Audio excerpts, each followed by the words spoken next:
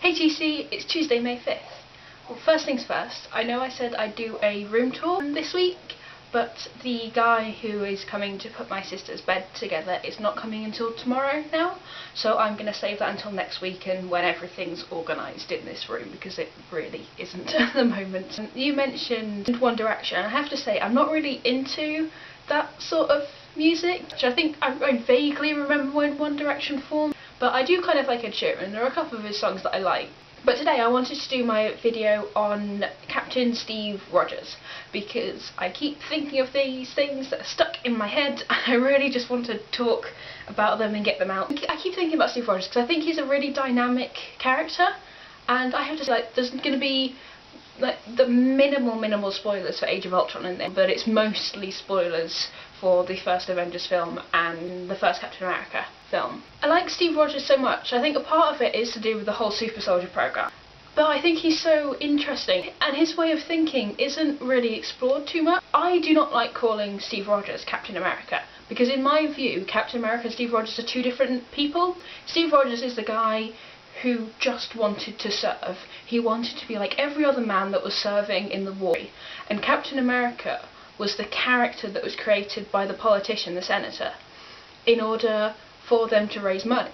But Steve Rogers isn't that guy. There's one minor thing in Age of Ultron where I think it's Stark mentions that they're going into a dangerous situation, and Rogers offhandedly says, "Oh, I've got no plans for tomorrow," insinuating that he's willing to do anything to help and it doesn't matter if he doesn't make it out. He makes one comment in Winter Soldier when Romanoff asks him about his plans, and he offhandedly mentions, "Well, all the guys in my barbershop quartet are dead."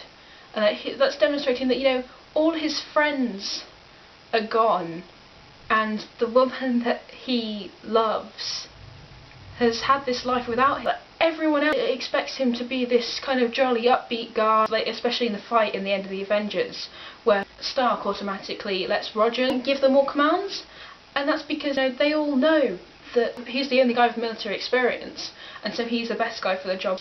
But they don't understand the pain that he's going through every day. I think in some ways Steve Rogers doesn't mind dying. He mentions in the Avengers there's only one God. And I think that insinuates, especially because he's from the 40s as well, that he is in some way religious. So I think in some way he may believe in heaven, and in a way thinking that if he dies, then he'll have a chance to reunite with all these people he was friends with, and also with Carter.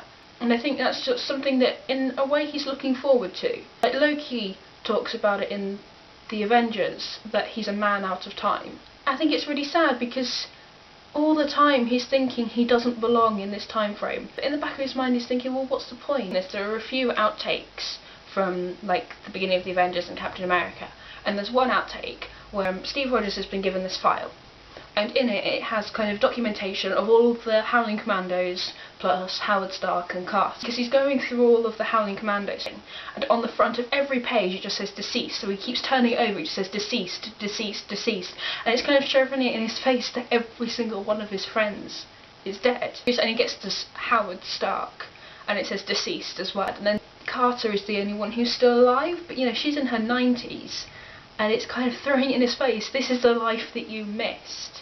I think he says one line in Age of Ultron where Stark is really kind of angry and annoyed. He doesn't trust someone without a dark side to their personality, and then Steve Rogers makes this offhand comment how he just hasn't seen his dark side, and I think that's partially because all the Avengers hold him on this really high pedestal. This is the ideal guy, he was the first Avenger, and they think, oh, he's just perfect, he's the perfect guy.